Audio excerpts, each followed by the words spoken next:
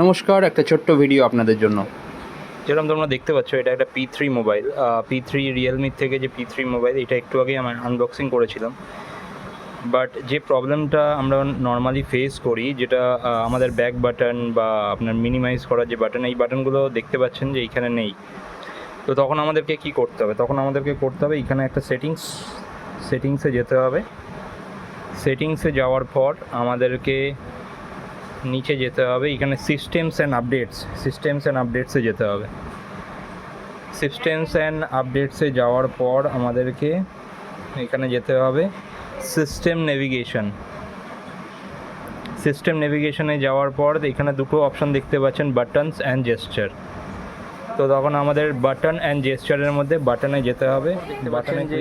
বাটনে যেই মুহূর্তে আমি ক্লিকটা করেছি, এইখানে নিচে যে বাটনগুলো এখানে এসে গেছে। তো আপনারাও যদি এই আপডেটগুলো, এটা ফোনটা আসার পর যদি এরকম প্রবলেম ফেস করেন, তখন এই জিনিসটা করবেন, আপনাদের এসে যাবে।